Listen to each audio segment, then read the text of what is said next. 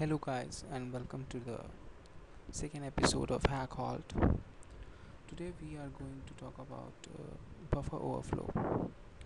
So we will try to understand what is buffer flow, why it occurs and what we can do to stop it with the help of an example. So here's an example code.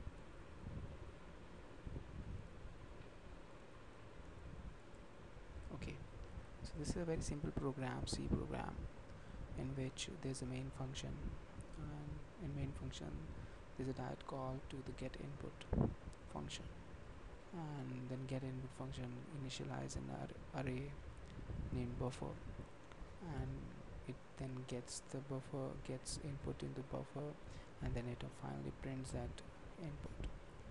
And there's also another function can never execute, which is never called in the main function.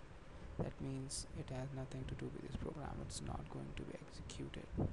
So what we are going to do is that we try to execute this scanf execute function with the help of buffer overflow. Okay, so let's just first see what this program do. So just give some inputs 1 2 3 4 5. Okay, so it just printed the same inputs. Now just try to give some large amount of input.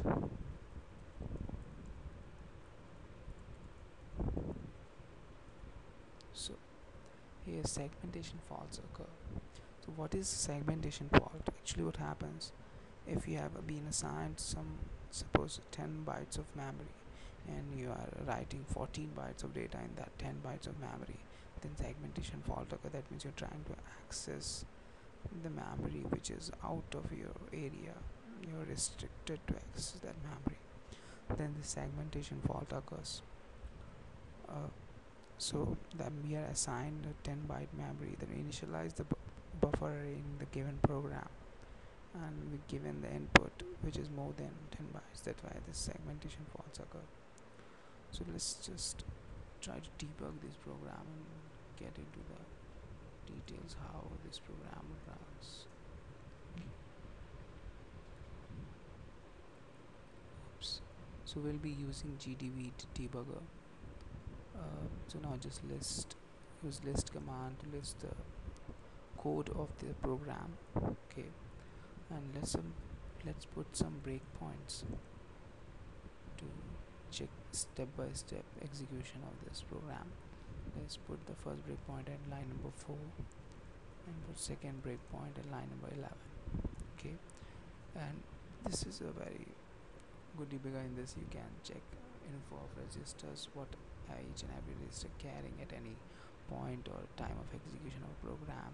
You can check the values of memory area, whatever you want. So you can do it by yourself just by using command ball. Okay, so it shows all the options available. You can just have a look on it. Okay, let's just try to, what we will do next is we try to disassemble the main program. So this is the main program represented in assembly, and here are the hex values, memory address values, where these sections are available. Okay,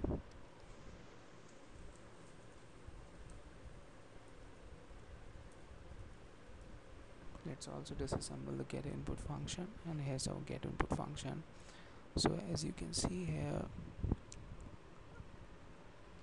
this is actually the buffer which is put onto the stack.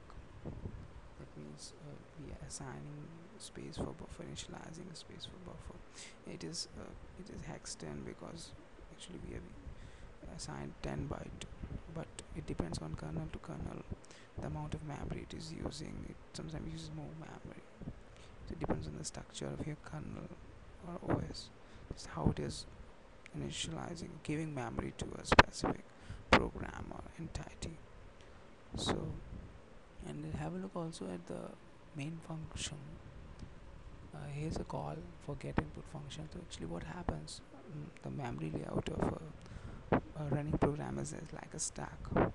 So first the arguments goes into the stack, and also remember that stack uh, is laid out from higher memory to the lower memory. And so the first we push the arguments, then depending upon if we are initializing or assigning some variables, global variables are pushed into the stack. And then as you can see, here is a call for the get input function. As soon as this is called, then we store the return address and jump to the get input function, that means where the get input function is, and we move to this area, and then get input function will execute, and after executing it, it will use a return address to come back to the uh, execution of program from where it is left. So everything is on the stack. Okay, so I'll just move and try to run this program on debugger. So it hit our first breakpoint. So let's check the value of EIP, sorry, ESP register. So this is the value of ESP register before moving into get input function. Now let's get into the get input function, and now we moved. That means now the top of stack must have moved a few bytes lower, because we have initialized an array and also put the return address and EBP values onto the stack. So let's see, and as you can see, earlier our top of stack is pointing at this, and now this top of stack has moved to this. So now new 24 bytes are pushed onto the stack.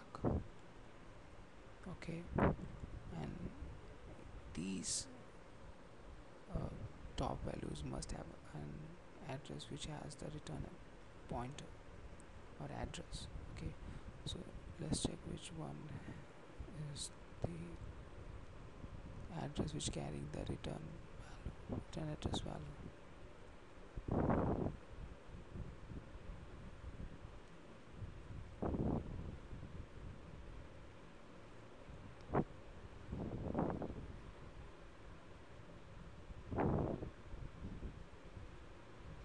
Okay, so this is the address which carries the return address or return pointer. Okay, so this is the return address. This is the place, sorry, which carries the return values. Okay, so let's just now give the input, move further, and see what happens to this return address.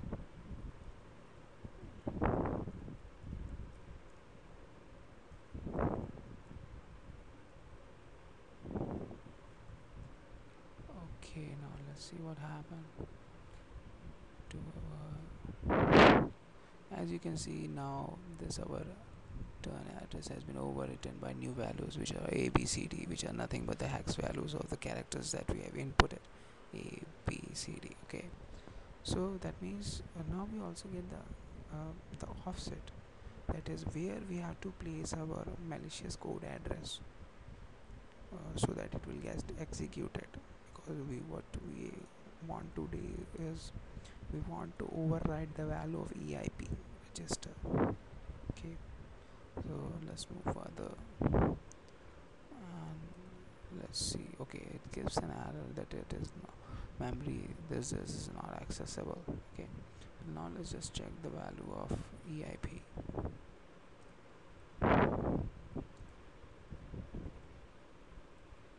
Okay, so EIP carries the value 61, 64, 63, 62, 61. Okay, so that means now it is going to this memory location to find the next instruction.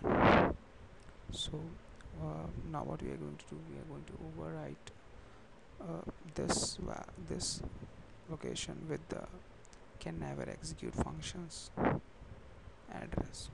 Okay, that means we are now going to call can never execute function. So let's just, okay, before moving further, let's just disassemble the can never execute function. Okay, now as you can see, here is the very first address of the can never execute function. So we'll use this address to do the buffer overflow and run our malicious code, which is not that malicious.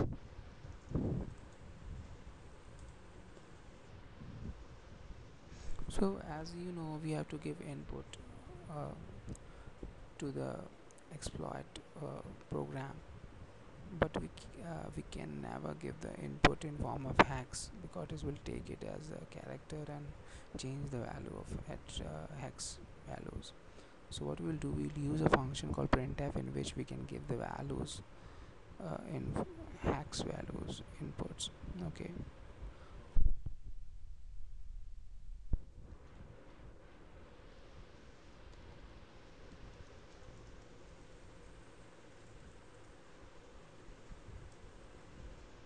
and we will write the address of the can never execute function in reverse order, because of the endiness of Intel architecture. It is a little Indian architecture.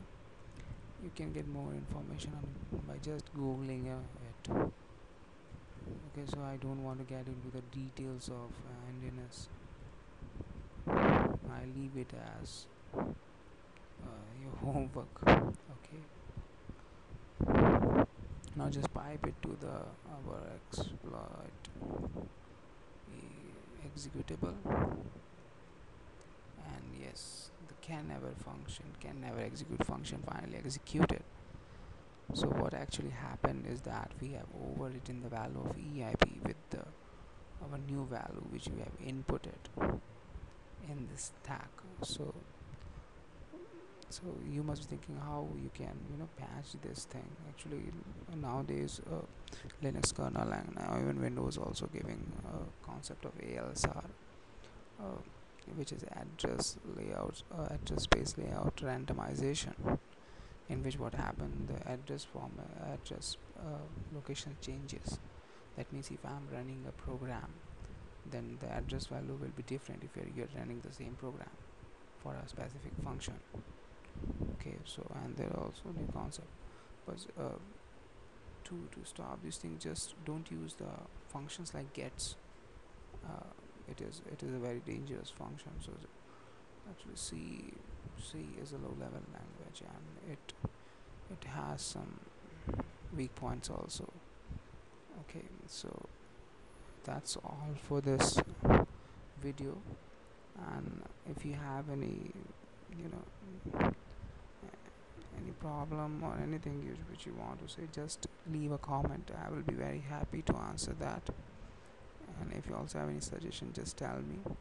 So I'll be back with the more informative videos soon.